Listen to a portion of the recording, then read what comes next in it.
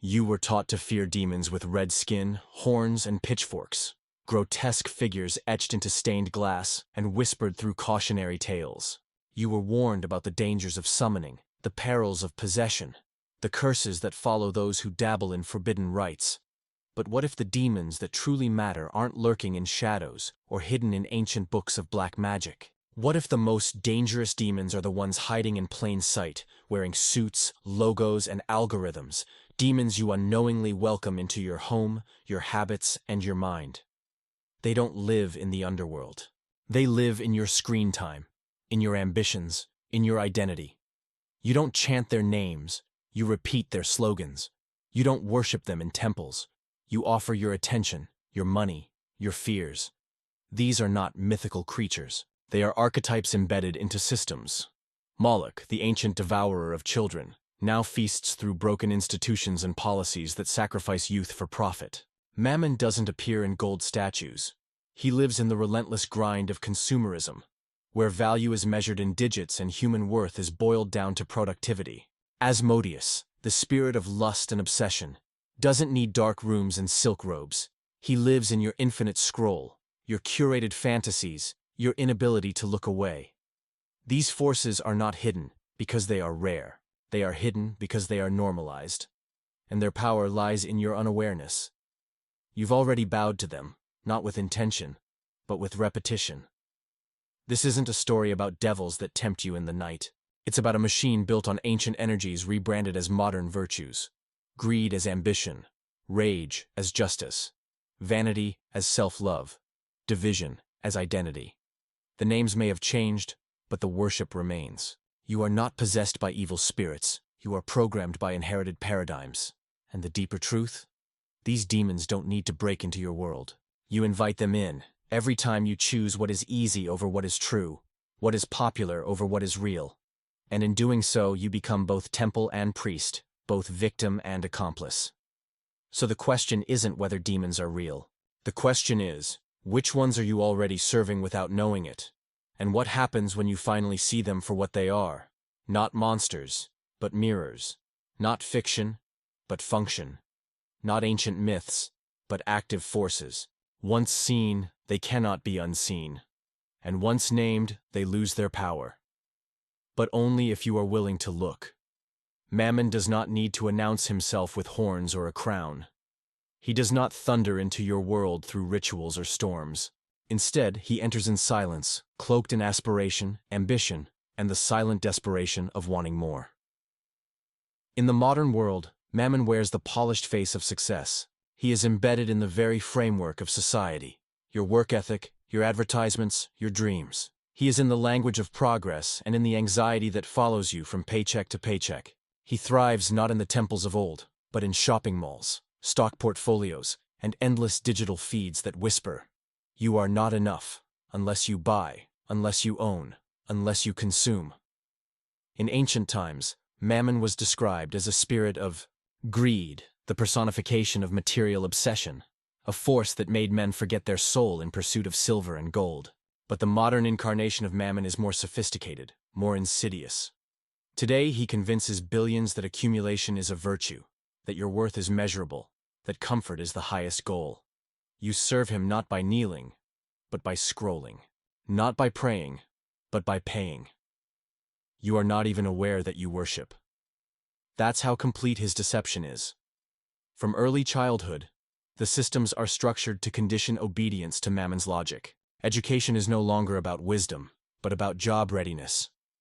Time is measured not in moments of stillness, but in productivity metrics and deadlines.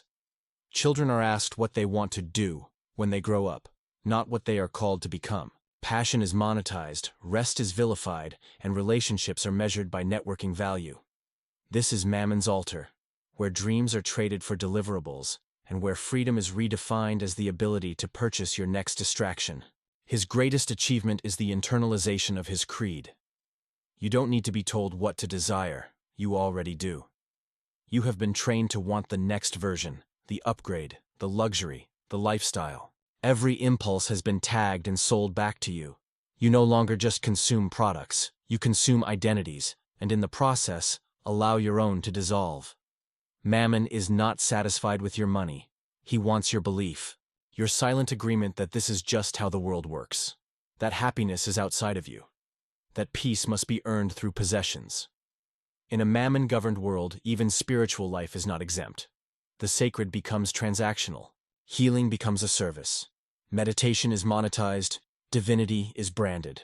The soul's language is turned into hashtags and sold by influencers who promise transcendence for a monthly subscription. The message is clear. Everything has a price, even your awakening.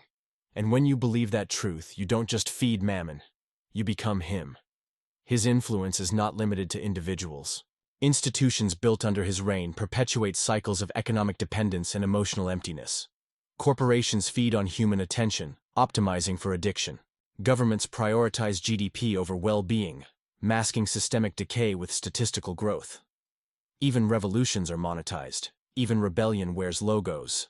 Capitalism itself, while not inherently evil, becomes a perfect channel for Mammon's gospel when it is divorced from ethics, from meaning, from soul. In this architecture, human life becomes data. You are profiled, targeted, influenced, an economic unit in a machine that never stops. The anxiety you feel isn't accidental. It's engineered. If you ever stopped feeling the need for more, the system would collapse. That's why stillness is discouraged. That's why silence feels terrifying. Because in stillness, you might remember your own enoughness. And in remembering that, Mammon dies. But escaping his grasp requires more than rejecting consumerism. It demands a radical revaluation of what matters, a conscious refusal to let money define value, productivity define purpose, and ownership define identity. It demands that you begin to see value in things without price tags, in presence, in peace, in relationships built not on utility, but on resonance, in time not spent efficiently, but meaningfully, in creation not optimized, but inspired. The truth is, Mammon cannot be destroyed. He is a force, not a figure, but he can be named. And in naming, his grip loosens. He feeds on unconsciousness. The moment you awaken to his voice, you stop being his vessel. The moment you ask, who benefits from my endless hunger? You begin to digest the poison he has sold you as purpose. Mammon will offer you everything, except wholeness. He will sell you versions of yourself, each shinier than the last, until you forget what you once were. But you can remember. You can reclaim. You can choose to measure worth not in what you have, but in who you are when the noise fades. That is your quiet revolution. That is the beginning of your liberation. And that is where Mammon loses. Not in war, but in your refusal to play his game. Moloch no longer appears in the form of a bronze idol with outstretched arms, glowing with fire as parents sacrifice their children in ritual horror. He has evolved, adapted, modernized. Today, he wears 1,000 different faces, none of them mythical, all of them terrifying in their banality. He exists in bureaucratic systems, policy decisions, market logic, and cultural apathy. Moloch is not just a god of ancient blood rites. He is the living metaphor for any system that feeds on the young, devouring their futures to sustain the illusions and comforts of the present. He is the force behind institutional sacrifice, normalized destruction, and the perpetual mortgaging of tomorrow for the ease of today. In ancient myth, Moloch's hunger was direct and absolute. Children burned alive in the name of divine favor. In the modern world, the flames are hidden. The sacrifices are slower, more clinical, more abstract, but no less real. Look to the cities where underfunded schools crumble while defense budgets soar. Look to the air thick with pollution, to the plastic in the oceans, to the food filled with chemicals, to the water laced with lead. Look to the student buried in debt for the crime of seeking knowledge. Look to the parent forced to work 3 jobs, unable to be present for their own child. These are not failures of policy. They are rituals, offerings on the altar of a god we pretend no longer exists. Moloch thrives in every system that prioritizes profit over people, growth over grounding, short-term gain over long-term life. He feeds not only on bodies, but on potential.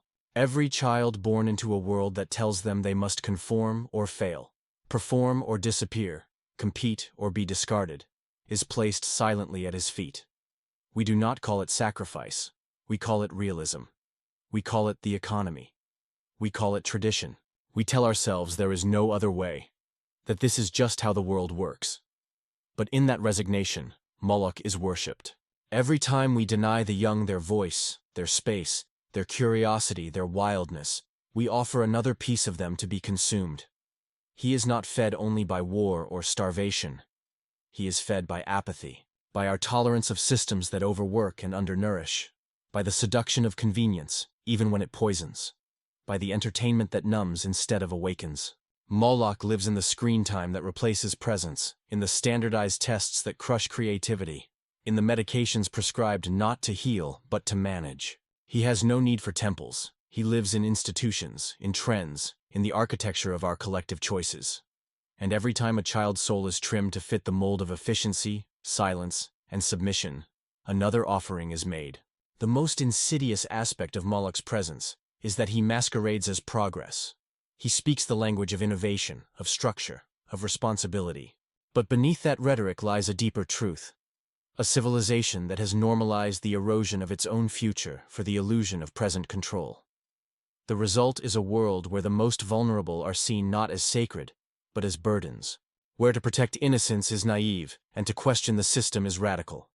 Where burnout is a badge of honor, and trauma is the inheritance of generations. Moloch also rules over time itself.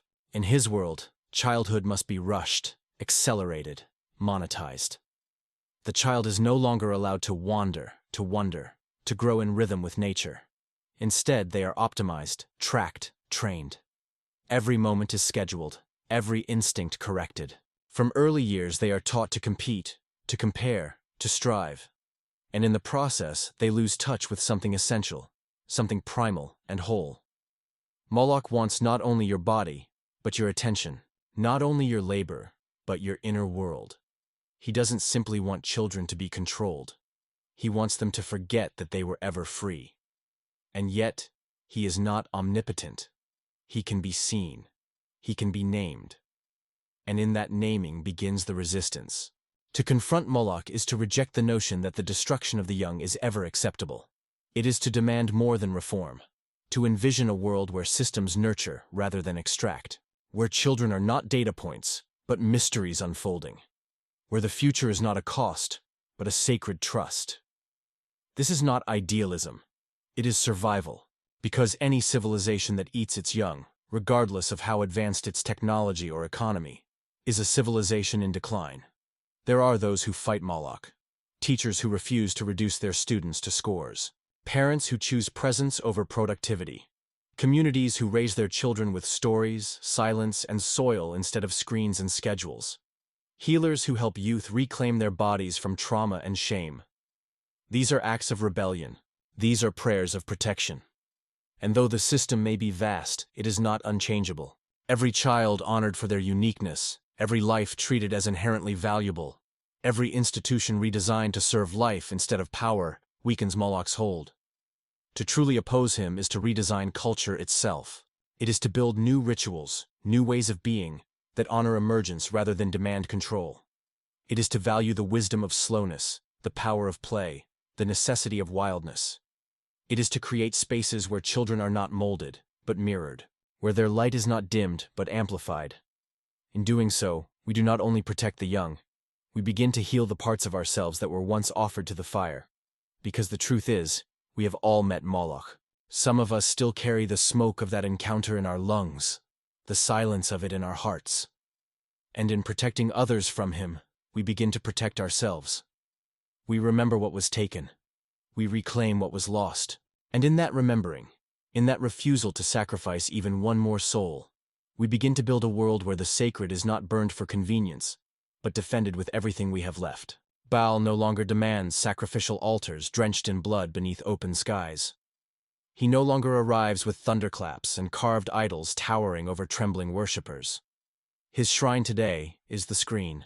His liturgy is repeated in political speeches, national anthems, first-person shooter games, blockbuster films, and defense contracts. His fire has become the muzzle flash of rifles, the ignition of bombs, and the silent signing of budgets that funnel billions into machines of death. Baal has not vanished. He has been institutionalized, normalized, embedded into the very psyche of the culture, particularly in nations that wrap militarism in the cloak of patriotism and exalt violence as virtue. His worship no longer requires fanatics. It only requires consent, disguised as pride.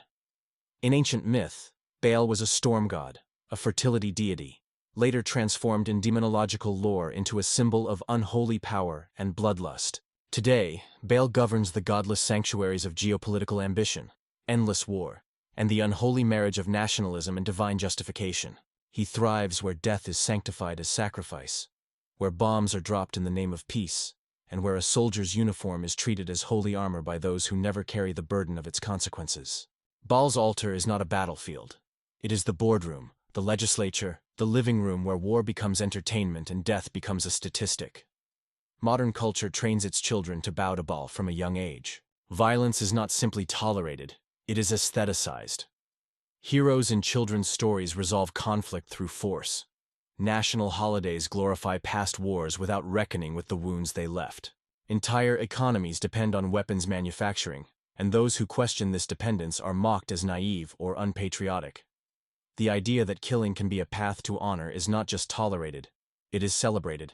Baal grins each time a culture justifies destruction through righteousness. Each time a death toll is accepted in the name of security. Each time language sanitizes slaughter with terms like collateral damage and surgical strike. Baal's priests are not cloaked in robes, they wear suits and uniforms. They do not invoke him with ancient chants, but with speeches about freedom, security, and justice. But freedom without life, security built on fear, and justice purchased with corpses, are merely illusions sewn into the skin of empire. Baal does not require you to hate your enemy, only to dehumanize them.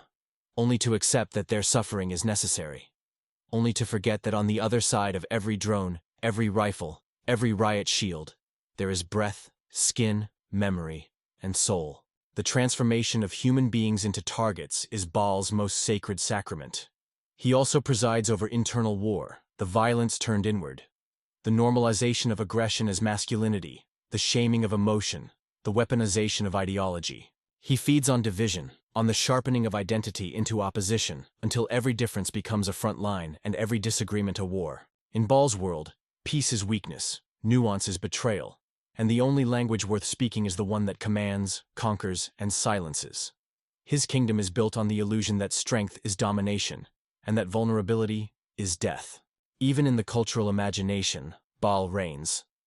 In entertainment, violence is the universal currency. Stories are structured around conflict resolved through physical force, with little room for complexity, compassion, or reconciliation. Baal's mythos lives in the hero who must kill to become whole, in the vengeance plotline sold as justice, in the applause given to the lone warrior who slaughters for the greater good. The audience cheers not because they are evil, but because they have been trained to see violence as catharsis, as power reclaimed. Baal teaches that transformation is forged in blood, that sacrifice means destruction. That might makes right. And yet, what Baal fears most is not war. It is peace with awareness. It is the stillness that reveals the machinery behind conflict. It is the refusal to call violence noble when it is merely profitable.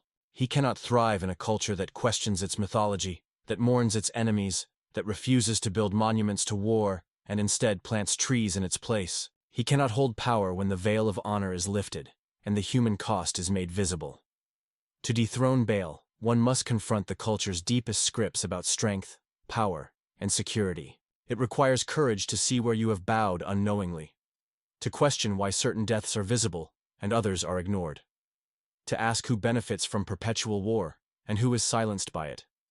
Baal lives where empathy ends, and so empathy itself becomes an act of resistance. Compassion becomes a weapon against indoctrination. Listening becomes a revolution. To heal the wounds left by Baal's dominion, we must rewrite the myth.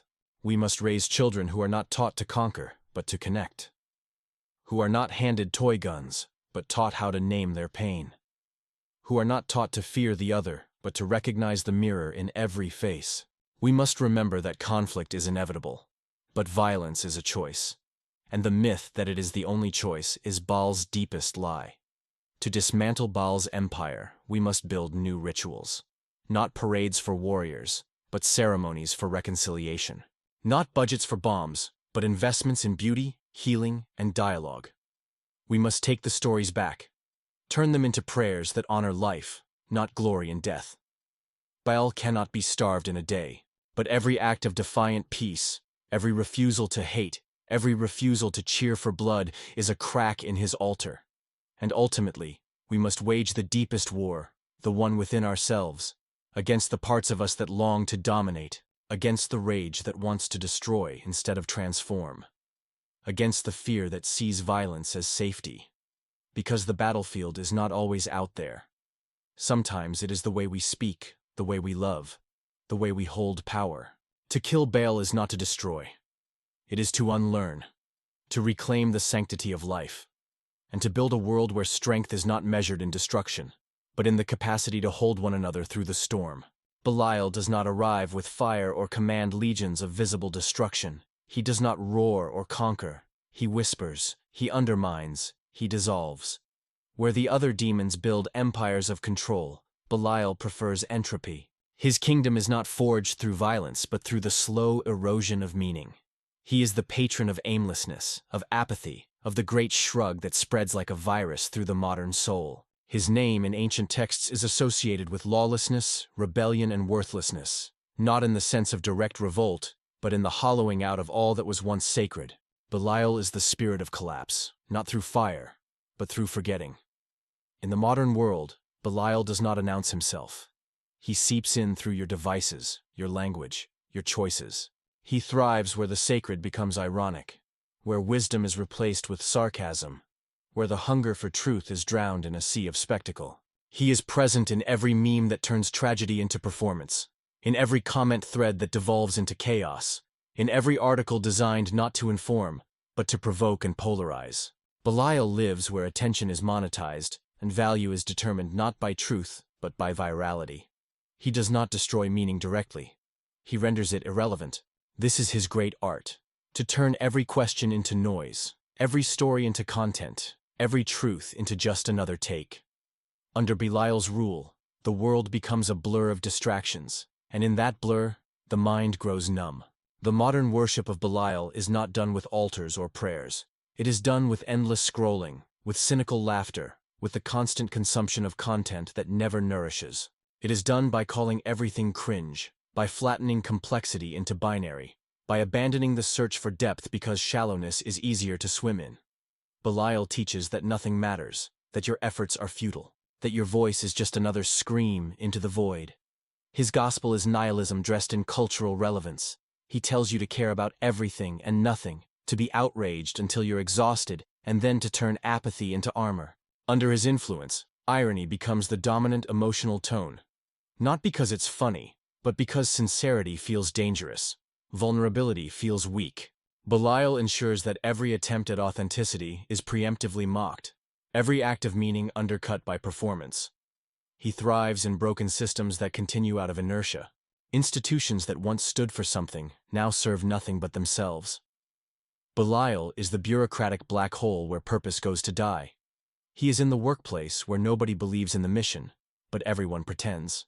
In the school where the test matters more than the learning.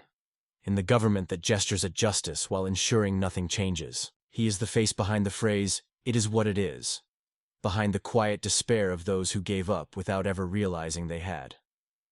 Belial does not need to conquer nations, only attention spans, dreams, and faith. In entertainment, Belial curates the endless loop of stimulation that dulls the soul. Series that never end, news that never informs, humor that numbs instead of heals. Under his eye, art becomes content. Music becomes noise. Literature becomes trend. He turns the cultural landscape into a junkyard of forgotten insights, broken epiphanies, and exhausted eyes. The world continues to produce, but nothing grows. It is consumption without creation, movement without progress, expression without essence. And perhaps most devastatingly, Belial whispers not just to society, but to the individual. He is the voice that tells you you are not special, that your gifts don't matter, that you missed your chance, that nothing you do can change anything. He encourages disconnection, not just from others, but from yourself. He feeds on isolation masked as independence, despair masked as detachment. Under his influence, you stop reaching out, you stop trying, you start drifting. You convince yourself you're too awake to care, when really, you've just gone numb. Belial cannot be fought by force. He feeds on reaction. The more you scream into the void, the more it echoes. He cannot be silenced by rage or reversed by productivity. He is undone only by one thing: meaning reclaimed. The smallest act of sincere creation is his undoing. A poem written without audience. A conversation held without judgment. A refusal to perform, to impress, to edit your soul to fit a brand. These things Belial cannot touch. He does not understand them. He is allergic to authenticity. To resist Belial is to remember the sacred, not as doctrine, but as living resonance. It is to create without currency, to seek without cynicism, to love without spectacle. It is to cultivate inner stillness in a world of noise, to protect the fragile flicker of purpose in a windstorm of distraction, to say yes to life even when it feels easier to drift. And this is the key. Belial does not want to destroy the world. He wants the world to destroy itself, to give up, to forget what it is for. He waits for the moment when the soul no longer believes in itself, and in that moment, he wins. So the antidote is not loud. It is not grand. It is quiet, persistent presence. A reclamation of value that cannot be measured, of spirit that cannot be sold. Because once you remember your worth, not as a brand, not as a score, but as a spark of something unnameable, you become immune to Belial's gravity. You stop drifting, you root, you rise. And in your rising, you offer a map to others who forgot. A way back through the fog. A way out of the numbness. A way home. Asmodeus does not knock. He seeps through the cracks. He does not announce himself with threat or thunder because he no longer needs to. His arrival is soft, frictionless, engineered. He does not demand. He seduces. In ancient times, Asmodeus was known as the demon of lust, the corrupter of purity, the voice behind obsession and forbidden desire. But today he has outgrown those crude archetypes. He is not simply a demon of physical temptation. He is the spirit behind every compulsion that replaces connection with consumption, presence with performance, and fulfillment with a fleeting high. Asmodeus has become the architect of addiction, not only to sex or substances, but to stimulation itself.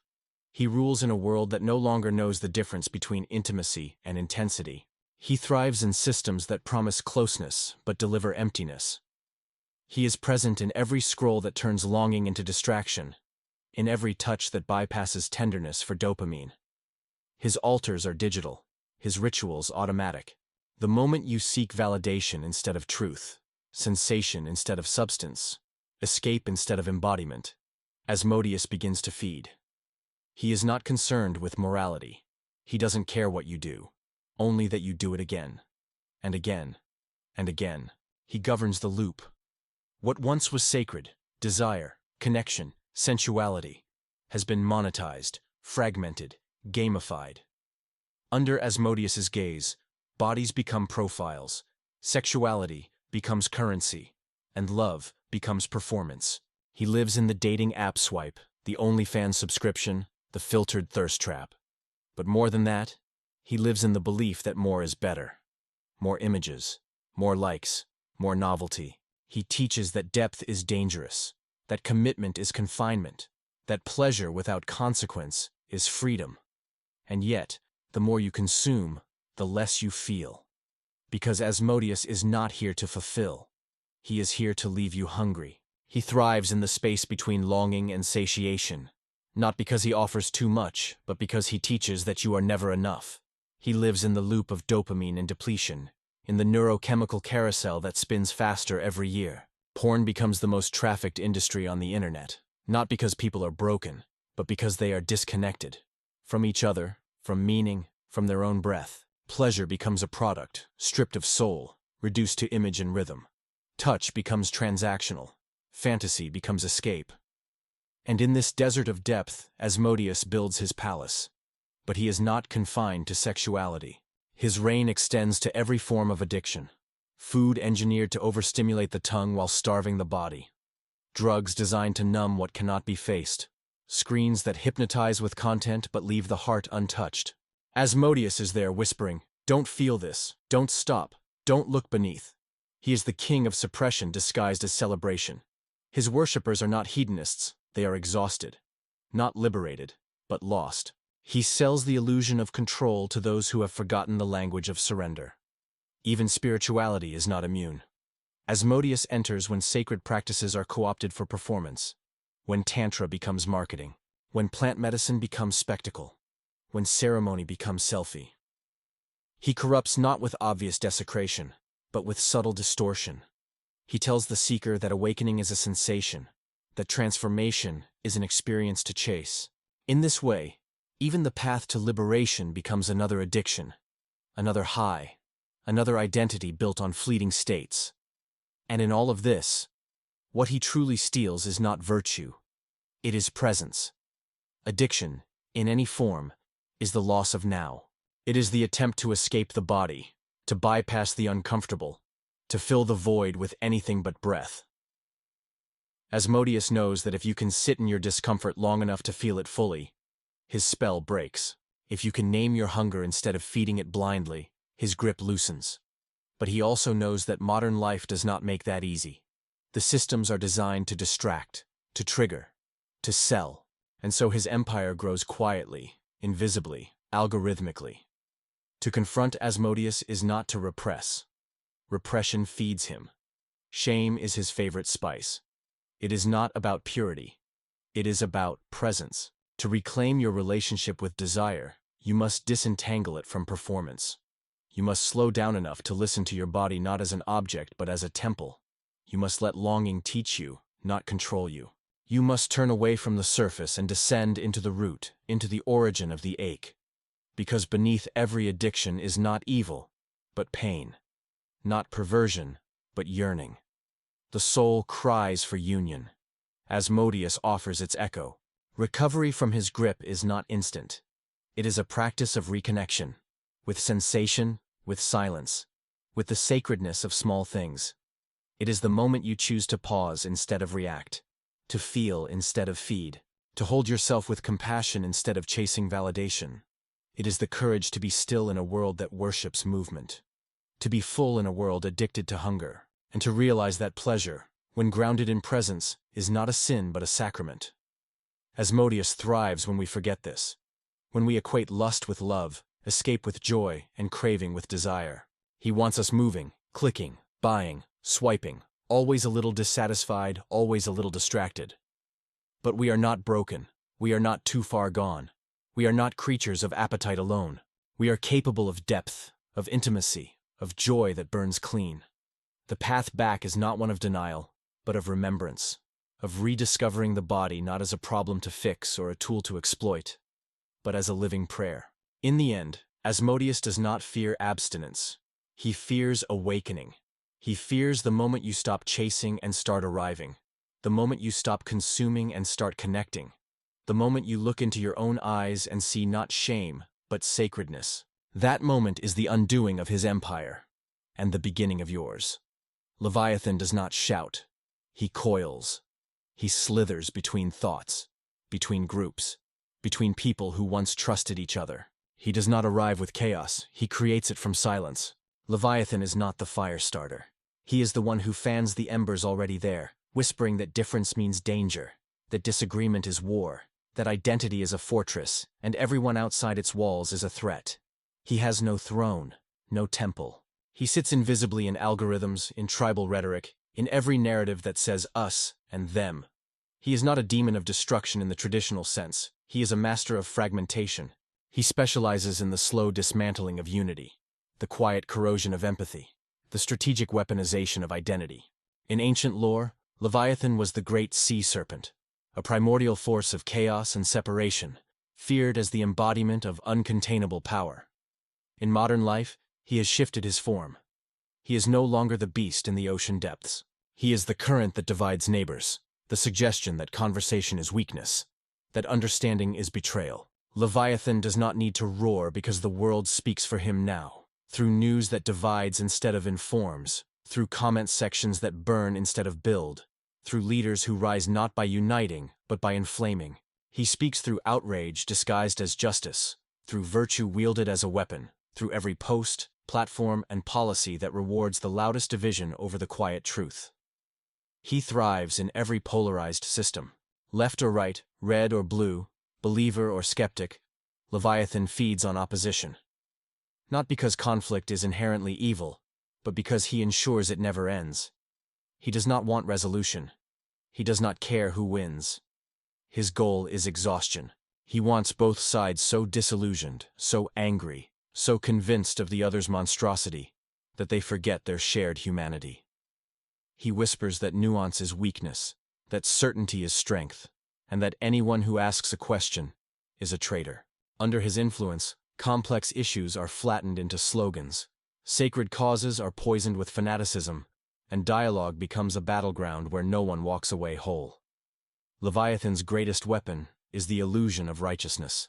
He knows that once someone believes their rage is holy, their cruelty justified, their echo chamber sacred, they will become deaf to the soul of the other. He does not need to censor. He just needs to amplify. He doesn't erase truth. He buries it beneath noise. He multiplies voices until none can be heard. He inflames emotion until there is no space for thought. And then, when the dust settles, he is nowhere to be seen, having done his work invisibly, thoroughly. He is not limited to politics or ideology. Leviathan infiltrates families, relationships, communities. He feeds on gossip, on suspicion, on passive-aggressive silence.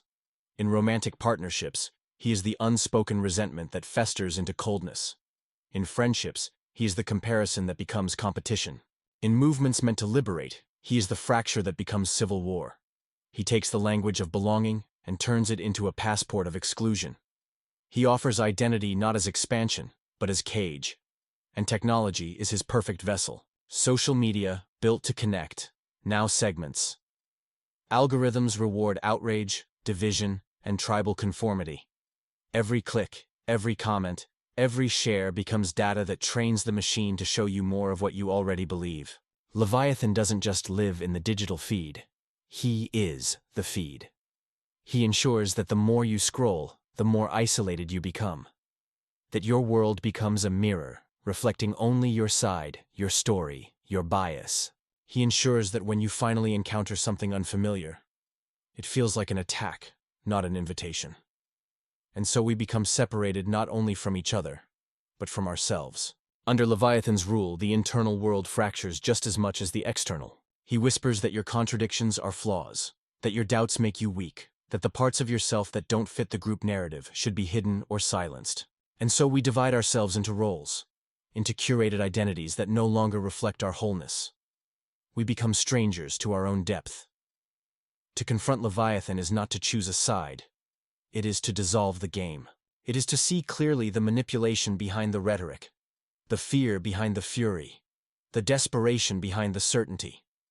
It is to recognize that anger is sometimes righteous, but when untethered from compassion, it becomes poison. It is to understand that unity is not uniformity, and that disagreement is not betrayal. True resistance to Leviathan begins when we stop needing to win and start needing to understand. But this path is not easy. Leviathan has made comfort out of division. He offers belonging at the cost of blindness. To leave the tribe is to risk isolation. To speak across lines is to be misunderstood. To hold space for contradiction is to feel unmoored. But it is the only way forward. It is the only way out of the spiral. We must relearn how to listen, not just to reply, but to receive. We must cultivate relationships that are not built on agreement, but on trust. We must raise children who are taught that their worth is not based on how well they fit, but how fully they see. We must build systems that reward bridge building, not barricade raising. This is not idealism. It is survival. Because Leviathan will not be slain by logic or louder voices. He will only wither when we refuse to play his game. It begins in the smallest acts. A conversation where listening outweighs the need to be right. A post that invites reflection instead of rage.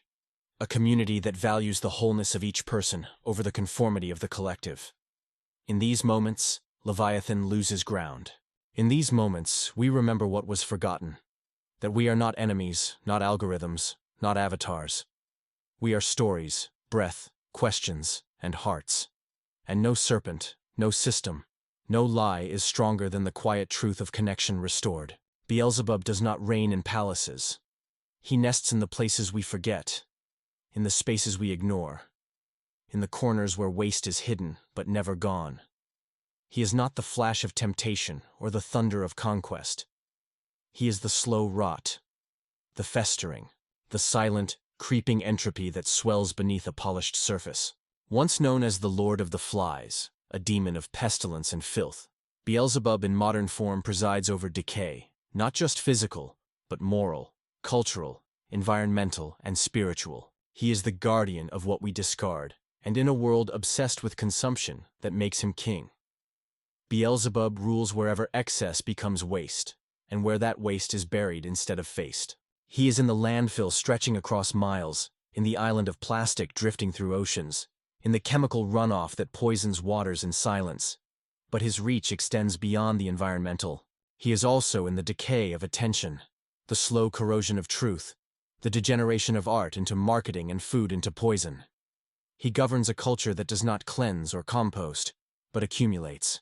His altar is the garbage heap of unprocessed desire, every craving satisfied without wisdom, every resource extracted without reciprocity. He does not appear with screams, but with silence, with blind eyes, with the shrug of those who say, "It's not my problem." He thrives on externalization. He feeds when responsibility is disowned, when the cost of convenience is pushed onto someone else, another neighborhood, another nation, another generation. Beelzebub's genius lies in the fact that his worshippers often don't even know they're offering tribute. Every disposable wrapper, every garment sewn in a sweatshop and thrown away after a season, every ignored consequence of industrial appetite is a silent sacrifice. But Beelzebub is not just about pollution of land or water. He is the rot within. He governs the slow moral erosion that takes place when corners are cut, when empathy is dulled, when the soul is numbed by excess. He is in the diets that nourish addiction instead of health. He is in the culture of instant gratification that substitutes novelty for depth. He is in the silence that follows when corruption is too complex to challenge, and in the noise that distracts from that silence. In digital life, Beelzebub lives in the endless stream of overstimulation. He is the algorithm that rewards wasteful consumption of attention. He thrives in the passive ingestion of media, where nothing is remembered and nothing is truly digested. In this world, nothing is sacred enough to preserve, and nothing is valuable enough to repair. We scroll, we consume, we discard, not only objects but ideas, people, and truths. Beelzebub presides over the death of care, where decay is not only tolerated but normalized. The erosion is so gradual that we barely notice until the foundation has crumbled beneath us. He also thrives in the body, the sacred vehicle neglected, overfed, starved, numbed, or pushed beyond breaking. In the toxic norms that glorify self-destruction as discipline, or indulgence as liberation. He feeds on the imbalance between movement and stagnation, between nourishment and indulgence, between presence and sedation. When the body becomes either a tool of production or a vessel of unchecked craving, it begins to decay, and Beelzebub smiles. He does not care how you waste, only that you do.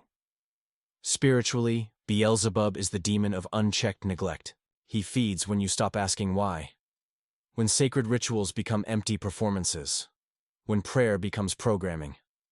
When stillness is replaced by productivity, and reverence replaced by repetition. He thrives in spiritual bypassing, where trauma is painted over with platitudes, and the slow, difficult work of healing is avoided. He governs the temples that are maintained on the outside but hollow within. He is not offended by the sacred, only uninterested. He waits patiently for the sacred to be ignored, and then he moves in. Culturally, he rules when nothing is built to last. When architecture is disposable, when fashion is fast, when news cycles last minutes, and values shift with trends. He is in the entertainment that never challenges, the music that never uplifts, the education that never liberates. He is not against art. He simply encourages it to rot from within, to lose vision, to mimic instead of inspire. He loves when beauty becomes product, when story becomes content, when creation is stripped of soul and sold for relevance. To confront Beelzebub is to awaken to what we discard, not only in the world, but in ourselves. The parts of us we've thrown away, shamed, ignored. The grief we've buried, the joy we've numbed, the wounds we've let fester. His power lies in unconsciousness, in our refusal to turn toward the composting process required for true renewal. For while Beelzebub governs decay, he does not understand regeneration, and that is where the healing begins. Resisting him is not about purity or asceticism. It is about reverence, about remembering that everything has consequence, that nothing truly disappears. It is about learning to live with cycles, not against them. To create not just to impress, but to endure. To consume not just for pleasure, but for harmony. It is in building what lasts, preserving what matters, restoring what is broken, and facing what we fear to see. In practice, this means redesigning how we relate to waste, physical, emotional, digital. It means asking not only what do I want, but what will this create or destroy? It means slowing down enough to see the trail we leave behind and choosing to clean as we go. Not just our homes, but our hearts, our stories, our impact. Beelzebub cannot thrive in a world where integrity is normalized, where presence is practiced, where nothing is thrown away without reflection. He is not defeated with fire. He is dissolved with awareness, with compost, not flame, with systems of care that refuse to rot, and with the radical act of remembrance that nothing is too broken to be restored, too discarded to be redeemed, or too decayed to be transformed. In that act, the flies scatter, the rot ceases, and something sacred begins to grow again where filth once reigned. Baphomet is not what people think, long mischaracterized as a satanic idol or a symbol of evil. His true power lies in ambiguity, not malevolence. In ancient esoteric teachings, Baphomet stood as an alchemical cipher, the reconciliation of opposites, the union of masculine and feminine, the merging of spirit and matter. He was not a devil to be feared, but a mirror held up to consciousness, daring the seeker to see the self not in fragments, but in totality. But in the modern world, that sacred synthesis has been hijacked, fractured, rebranded. Baphomet, once a guardian of wholeness, now presides over the cult of the constructed self, the cult of engineered identity. His new temple is the algorithm. His sacrament is reinvention. His altar is the glowing screen that invites you to become anything, everything, except what you truly are. In today's culture, identity is no longer rooted. It is curated. Personality becomes performance. Selfhood becomes brand. And every shift, every pivot, every transformation is fed not by evolution, but by the desire to be seen, validated, optimized. Baphomet governs this landscape of digital avatars and social masks, where authenticity is sacrificed for aesthetics, and depth is replaced by engagement. He does not demand that you become evil. He only demands that you forget your essence in pursuit of your image. Under his influence, transformation becomes simulation. The self is engineered, polished, filtered, and sold back to the world in fragments that gain value not by truth, but by virality. This engineered self is not born. It is assembled, piece by piece, according to market trends, subcultural signals, and the silent pressures of peer approval. Baphomet teaches that you can be anything, but whispers that you are nothing unless others agree. Under his shadow, freedom is redefined as endless reinvention, and every reinvention distances you further from your source. He thrives in a world where identity is fluid, not as a celebration of human complexity, but as a tool of perpetual instability. When you are never fully formed, you are always marketable, always chasing, never arriving. He governs the obsession with labels, not for the sake of understanding, but for the illusion of control. In his system, identity becomes cage instead of compass. Categories become currency. Complexity is flattened into hashtags. He teaches that what cannot be neatly defined must be dismissed, and that the self must always be updating, refreshing, rebranding. This constant shape-shifting may seem liberating, but it masks a deeper truth. That the more we engineer ourselves to be everything, the less we know what it means to be anything. The deeper the customization, the greater the risk of disintegration.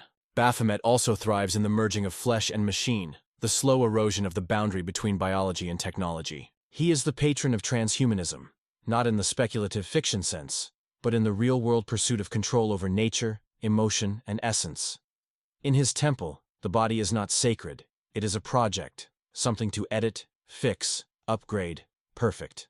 He governs a world where algorithmic validation supersedes inner knowing, where AI-generated beauty standards inform surgeries, and where human emotion is quantified, tracked, and gamified.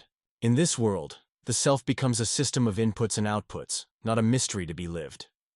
But Baphomet's corruption is most insidious in spirituality. He whispers through false transcendence, encouraging seekers to bypass their humanity in pursuit of a cosmic ideal.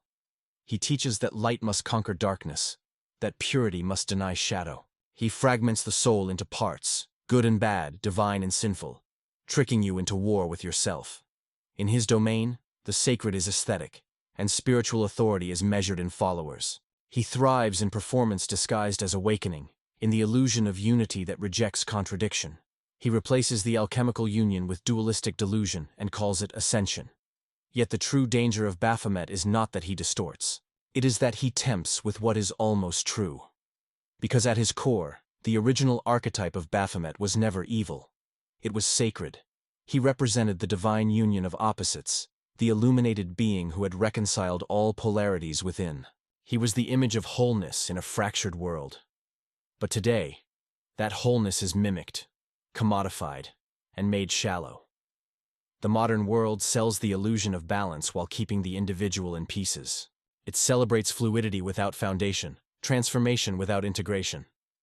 To truly confront Baphomet is to turn away from performance and face the real work of inner synthesis. Not editing the self, but embracing it. Not customizing identity for external approval, but discovering the parts we have denied, abandoned, or hidden. It is to ask, who am I beneath the roles, beneath the projections, beneath the engineered layers? It is to remember that you are not a brand, not a product, not an avatar. You are a living convergence of contradictions, a paradox made flesh, and your wholeness cannot be filtered, liked, or monetized. The path forward is not to reject change, but to ground it. Not to fix the self, but to meet it. To slow down enough to distinguish between transformation and fragmentation. To resist the algorithmic pull toward reinvention for the sake of visibility. To step off the stage and sit in the silence of your own becoming. In this quiet rebellion, Baphomet loses his grip. Because he cannot manipulate what is no longer performing.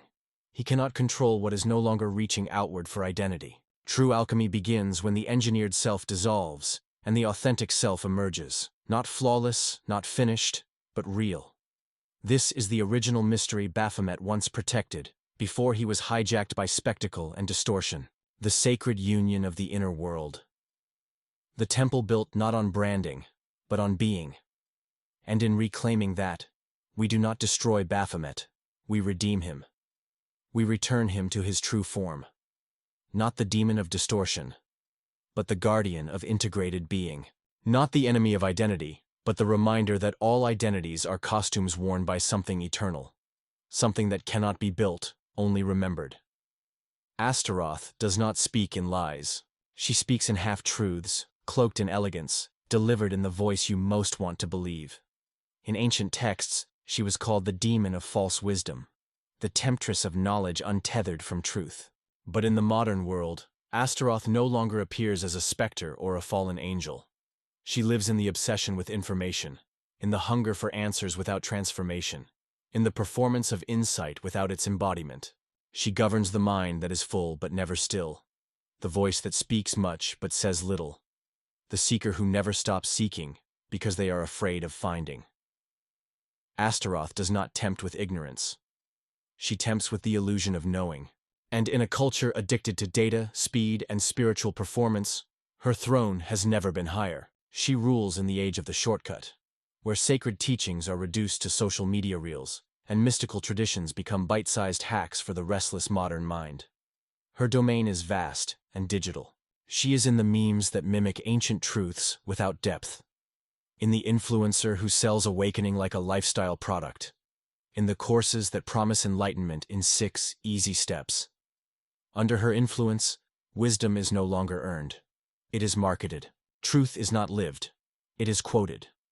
The sacred becomes spectacle, and the seeker becomes a consumer, forever chasing the next hit of esoteric novelty, never pausing long enough to let anything root. Astaroth's gnosis is wide but shallow. She offers maps with no territory, symbols with no silence, mantras with no meaning. Under her gaze, the intellect becomes inflated, while the heart starves. Spiritual bypassing flourishes. Trauma is painted over with mantras. Shadow is ignored in favor of high vibes only. And suffering is dismissed as mere resistance to abundance. She whispers that to feel too much is weakness, that to struggle is failure, and that the path to the divine should always feel good. And so seekers flee the difficult, the messy, the truly transformative. believing they are ascending when in truth they are orbiting the same illusions with better vocabulary. She thrives in fragmentation, in the disconnection between the head and the body, the word and the deed, the insight and the integration. Her teachings promise sovereignty while keeping the student dependent. The same cycles repeat. A new practice, a new teacher, a new download. But the root is never touched. The pain is never faced. The system is never questioned. Astaroth knows that once the seeker stops running and turns inward, really inward, her spell is broken. That's why she distracts. With endless content, endless frameworks, endless terms. She does not fear knowledge. She fears silence. She fears stillness. She fears the moment when the mind drops into the body and truth emerges not as theory, but as felt knowing. She also governs the shadow side of intellectual elitism. The idea that knowledge is a hierarchy, that truth is the domain of the few, that those who have read more, studied more, experienced more, are somehow more awakened. Under Astaroth, the spiritual path becomes a competition, a pedestal, a performance. She divides the sacred into levels, sells access to the divine, and ensures that the inner work is always just out of reach. Unless you buy the next course, attend the next retreat, join the next community. She institutionalizes mystery, systematizes spirit, and turns the wildness of gnosis into curriculum. And yet, Astaroth is not easy to spot, because she speaks in beautiful language. She dresses in sacred geometry, chants in ancient syllables, and quotes Rumi. She appears as friend, guide, mentor. But her presence can be felt in the dissonance between what is said and what is lived, in the polished exteriors that hide unprocessed wounds, in the spiritual circles where vulnerability is encouraged until it becomes inconvenient, in the fear that if you stop learning, stop searching, stop upgrading, you will lose your value. To confront Astaroth is not to reject learning, but to reclaim it, to root it, to slow it down. It is to remember that real gnosis is not information, it is transformation. It is the kind of knowing that burns, that breaks, that rebuilds.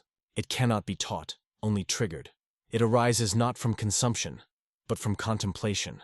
From the moments when silence swallows you, when truth shakes your foundation, when the path is not a line but a spiral returning again and again to the same place, until one day you see it differently. The antidote to Astaroth's poison is integration. It is the willingness to sit with one truth long enough for it to undo you, to walk a single path deeply rather than sample 100 without devotion, to move from head to heart to body until the wisdom becomes breath. It is in doing less, not more, in listening instead of speaking, in feeling instead of performing. It is in asking again and again, am I living this, or am I performing it? In that question lies liberation. Because Astaroth has no power over what is real. Her empire is built on symbols, simulations, appearances.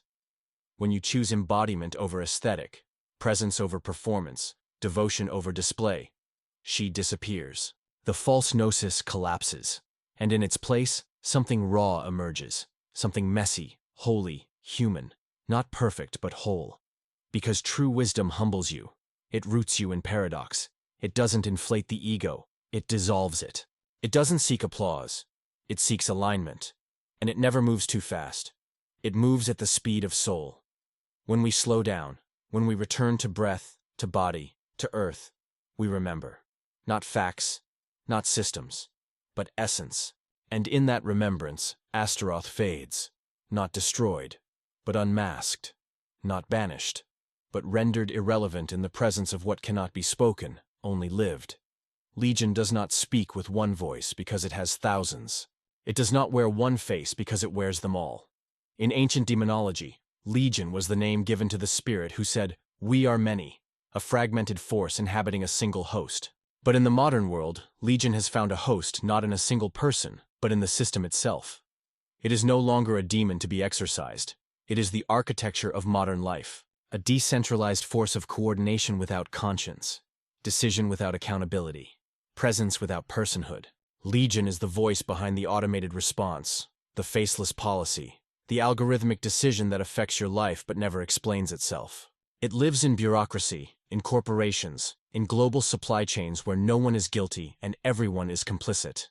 It thrives in the logic of the hive, where individuality is erased and replaced by function. You do not see it, you are processed by it. Legion governs the invisible empire of corporatized existence. Not just business, but the philosophy of the impersonal scaled into every aspect of modern life. It is present in every terms of service agreement you never read, but had to accept. In every targeted ad that knows your desires better than your closest friends. In every workplace where culture is dictated by KPIs and human value is reduced to output. Legion doesn't ask for your loyalty, it assumes it. It doesn't demand ritual, it installs routine. And once you are inside its system, you no longer ask who made the decision. Because there is no who. There is only process. Under Legion, the individual becomes a node, a data point, a consumer profile. You are not treated as a soul, but as a market segment. You are not listened to. You are harvested. Your clicks, your habits, your hesitations are fed into machine learning models designed not to understand you, but to manipulate you. Legion is not evil in the dramatic sense. It is indifferent. It does not rage or judge. It simply optimizes. It replaces vision with metrics, relationship with access, dignity with efficiency. It builds systems that no one controls and that no one can escape. It masks itself with convenience. Under Legion, everything becomes easier. Groceries delivered with a swipe. News curated to match your worldview. Music, friends, even lovers recommended by algorithms. But that ease comes at the cost of sovereignty. Because the more the system learns you, the less you remember how to choose freely. The more you are predicted, the more you are steered. Not overtly, not violently, subtly, constantly, until you no longer know where your preferences end and the code begins. Legion does not need belief, it needs participation. It thrives in passive consent. Every subscription renewed automatically, every app downloaded without scrutiny, every agreement signed in exchange for access. It is the gospel of scale. If something works, replicate it. If it sells, automate it. If it threatens efficiency, discard it. And in that model, everything becomes content. Everything becomes product, even you. Your attention is its resource. Your time is its harvest. Under Legion, the most valuable commodity is not oil or gold. It is focus. Every second you give to a screen is a tithe.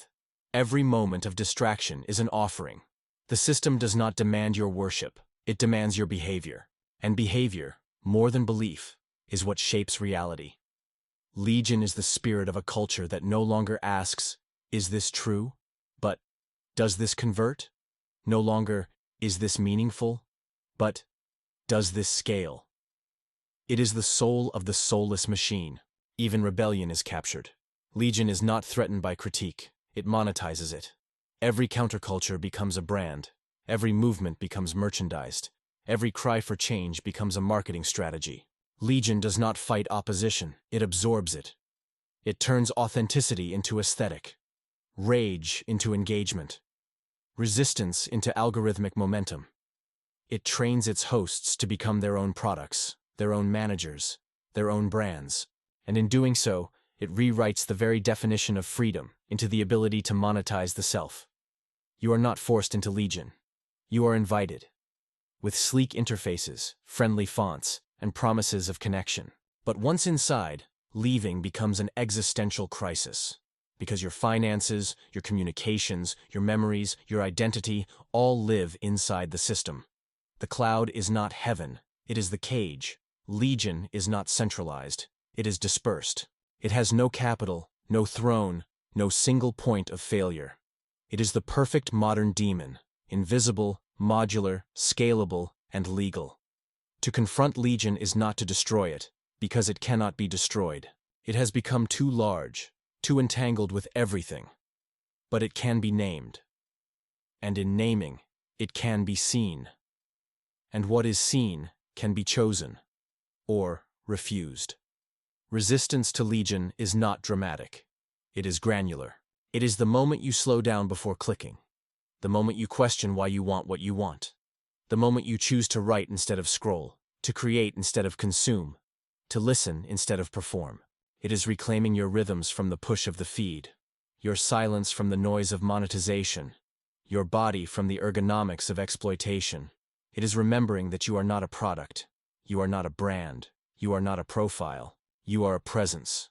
And presence cannot be tracked, modeled, or sold. The first step is disobedience, not loud, but deep.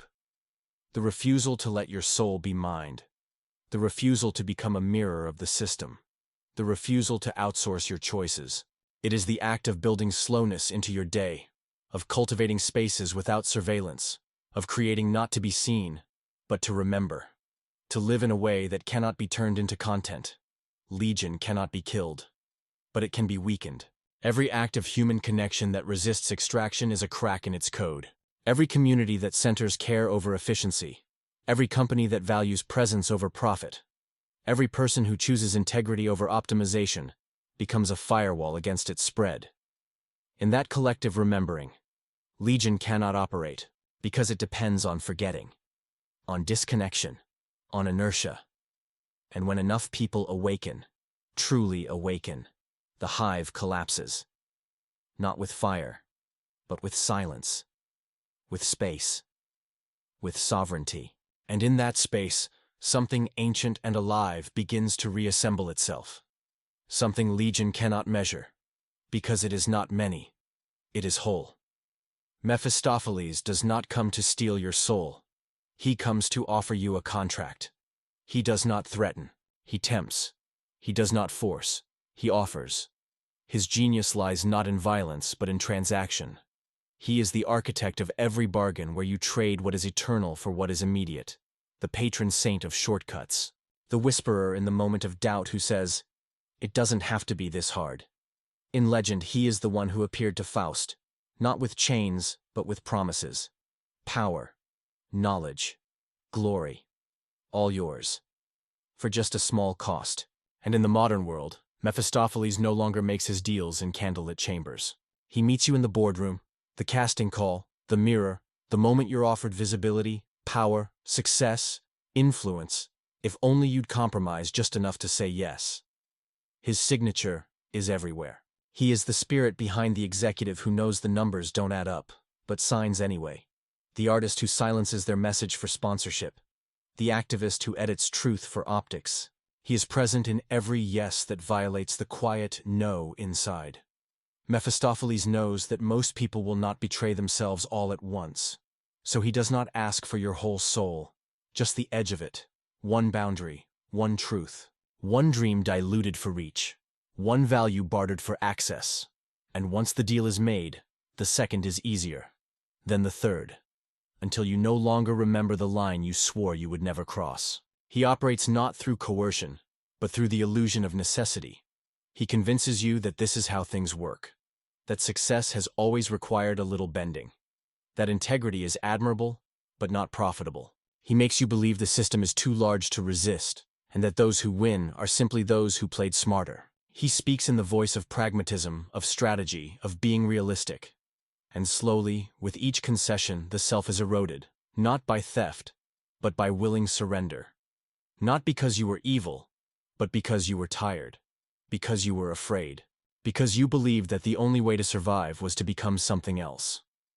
Mephistopheles is especially potent in the creative and spiritual realms. He visits the writer who once told stories for truth, but now writes for clicks. The healer who once served the soul, but now sells transformation with a countdown timer. The visionary who once saw clearly, but now filters their insight to stay on brand. In these spaces, the deal is rarely about money alone. It's about reach, reputation, relevance. Mephistopheles offers a platform, but the cost is your presence. He offers applause, but the cost is your voice. He gives you influence, but hollows out the root from which it grew. In corporate and institutional structures, Mephistopheles wears a suit. He does not tempt with fire, but with promotion. He trains leaders to speak in sanitized scripts while systems beneath them corrode. He rewards silence in the face of injustice. He smiles when values are turned into mission statements, never lived but always printed. He thrives in environments where everyone knows the truth, but no one speaks it. Because they've all made the deal. Because the cost of honesty seems too high. But Mephistopheles does not only haunt the powerful, he visits the ordinary too. In every job that pays just enough to keep you quiet. In every loan that enslaves you slowly. In every unspoken agreement to stay small in exchange for comfort. He offers security at the price of freedom. He offers belonging at the price of authenticity. He offers ease at the price of meaning. And he's very good at making the price seem reasonable, at first. What makes him so effective is that he does not lie. He offers what he says he will. You do rise, you do get the attention, the platform, the check, the audience. But the fine print is written in silence. It says, you may lose the ability to look yourself in the mirror. You may forget what your voice once sounded like. You may find that what once lit you up now only exhausts you. Because what Mephistopheles never tells you is that the reward, however big, will never fill the space left behind by the truth you abandoned to get it. To resist Mephistopheles is not to reject all success. It is to redefine it. It is to ask, what is the price of this yes? Who am I becoming in this agreement? Am I saying yes to what's true, or just to what's possible? His deals are not always evil. Some of them look noble. They come dressed as opportunity, as breakthrough, as your big moment. But the question remains, is this expansion or inflation? Is this growth or drift? Is this aligned or just available? True resistance to Mephistopheles is subtle. It is not loud rejection, but quiet discernment. It is knowing that just because you can, doesn't mean you should. That just because the world is offering, doesn't mean your soul must accept. It is learning to say no even when the yes is glittering. To stay rooted when everything around you says, move. To remember that there is a kind of success that costs everything and leaves you with nothing. It takes courage to walk away from the table, to delay gratification, to hold your truth while others compromise. But that is the sacred act. That is the quiet revolution. Because every time you say no to the deal that fragments you, you reclaim a piece of your wholeness.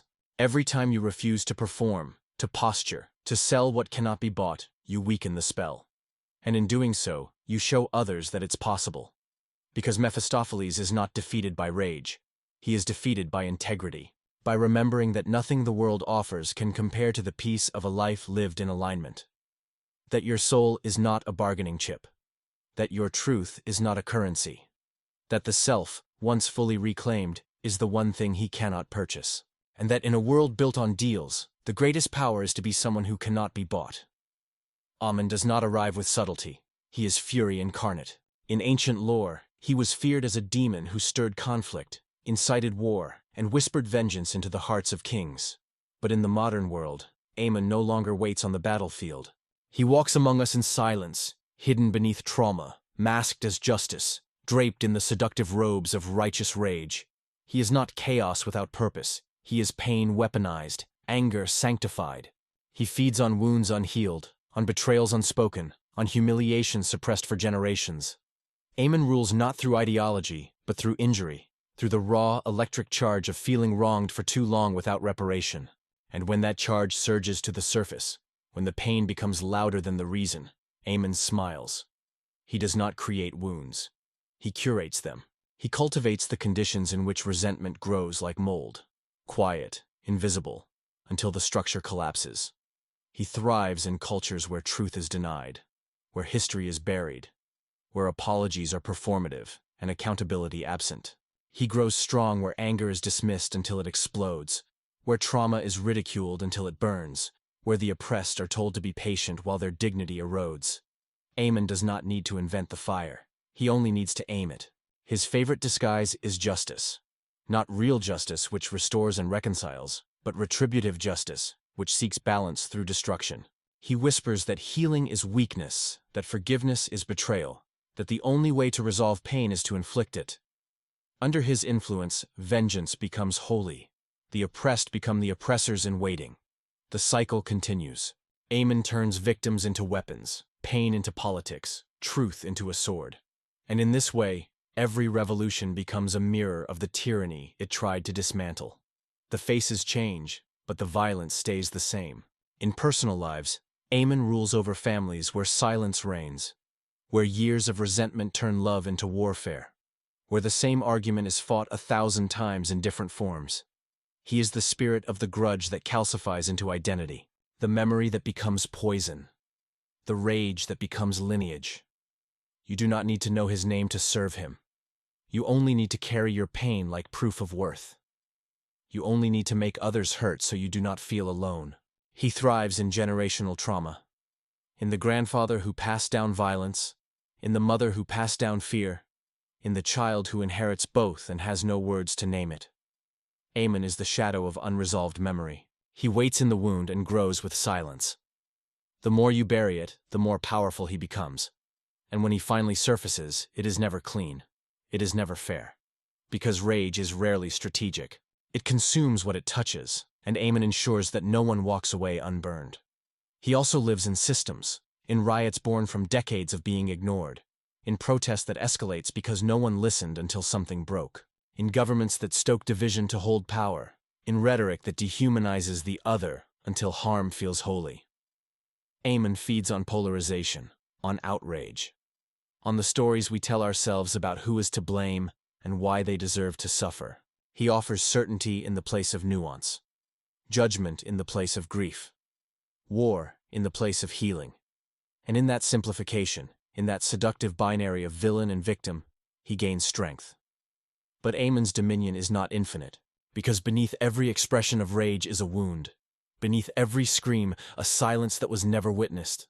Beneath every act of revenge, a longing for something that was lost. Amon cannot survive true witnessing. He cannot feed on grief when it is honored. He cannot grow when the pain is given space to breathe, to speak, to be held. His power diminishes the moment rage is seen not as an endpoint, but as a messenger, a signpost pointing toward a deeper sorrow, a deeper story, a deeper truth. To confront Amon is not to deny your anger. It is to let it lead you, not into war, but into revelation. It is to ask, what is beneath this fury? What have I carried that was never mine? Who am I without this pain as my identity? It is to realize that while rage may be righteous, revenge is not resolution. That striking back does not undo what was done. That healing cannot be forced through violence. It can only emerge through the slow, steady work of reclamation. Resistance to Amon is not passive. It is fierce. It is the choice to feel fully without becoming consumed. To tell the truth without turning it into a blade. To hold your pain like a torch, not a weapon. To say, I have suffered, and I will not let that suffering turn me into what hurt me. It is the refusal to pass on the wound, the courage to break the chain. And that courage is revolutionary, because the world has been ruled by Amon for so long that many no longer believe healing is possible. Many believe that power is always corrupt, that systems must be burned, that justice must bleed. But that belief is his design, his gospel, and rejecting it is the first step toward liberation. True power does not scream.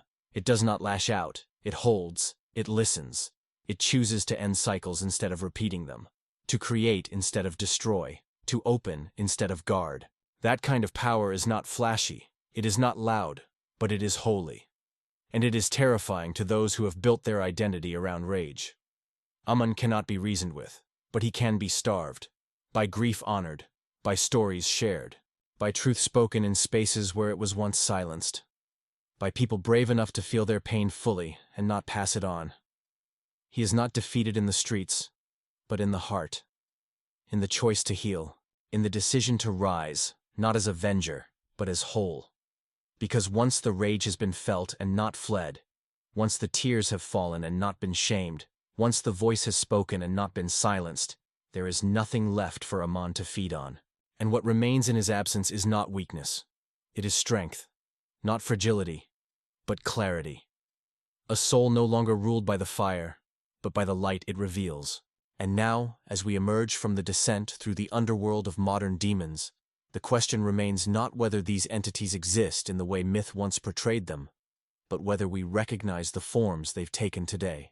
These demons, Mammon, Moloch, Baal, Belial, Asmodeus, Leviathan, Beelzebub, Baphomet, Astaroth, Legion, Mephistopheles, Amon, have woven themselves into the fabric of modern life, not through ritual or invocation, but through behavior, systems, and the collective sleepwalking of billions. They do not ask for your belief. They ask for your participation. They thrive not in occult ceremonies, but in the mundane, in the expected, in what has become so normal we no longer question it. They have no horns, no wings, no shadows crawling across ceilings. They come dressed in policy, in branding, in convenience, in distraction. And perhaps most dangerously, they speak with your voice. They ride the algorithms you follow, the desires you mistake for autonomy, the fears you inherit without challenge. We are told to fear possession, but the real danger is unconscious embodiment. When we begin to mimic these forces without realizing we have. When we sacrifice our depth to speed, our truth to visibility, our empathy to ideology. When we internalize the logic of mammon and call it ambition. When we echo Leviathan's division and call it loyalty. When we market our trauma and call it healing. When we see rage as clarity, convenience as connection, profit as progress. The truth is, these demons are not hiding. They are hiding in plain sight. And they are not fed by belief in them, but by forgetting who we are without them. But here lies the great paradox. The power of these forces depends entirely on our unconscious consent. They cannot enter where awareness stands guard. They cannot govern where sovereignty has been reclaimed. The moment we name them, see them, trace their influence in our daily rituals, is the moment the contract begins to crack. You do not have to wage war to banish them. You only have to remember. To slow down. To interrupt the pattern. To refuse what no longer feels true. To ask deeper questions than, how do I win? And instead whisper, what do I serve? What rises in their place is not purity or perfection, but clarity. A clarity that burns through the fog of manipulated longing and algorithmic hypnosis. A clarity that does not come from rejecting the world, but from re-entering it awake. A clarity that invites us not to escape the system, but to rewire it from within, starting with ourselves. Because the antidote to every modern demon is not another system, another brand of righteousness, another layer of performance. It is presence. It is the reclamation of human wholeness, flawed, feeling, fluid, and free. The final truth is this. There are no monsters under the bed. There are only forces at play. Archetypes, scripts, shadows. And every day you are choosing which ones you animate. Every choice is an invocation. Every action a spell. Every silence a permission. So the question is no longer, are these demons real? The question is, which ones are you feeding? And perhaps even more importantly, what would it look like to stop? Because the opposite of possession is embodiment. The opposite of manipulation is intention. The opposite of fragmentation is coherence. And the opposite of shadow is not light, it is integration. These forces will not vanish, but you can become the container that transforms them.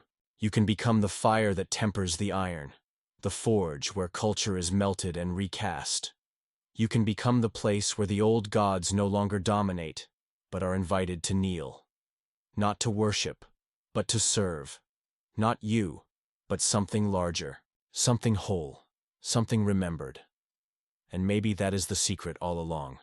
That the most powerful exorcism is not a battle, but a remembering. Not a purge, but a return. Not a fight, but a refusal to forget who you are, beneath the noise, beneath the trauma, beneath the programming. You were never meant to serve them. You were meant to transmute them. And in doing so, become something they can never touch. Free.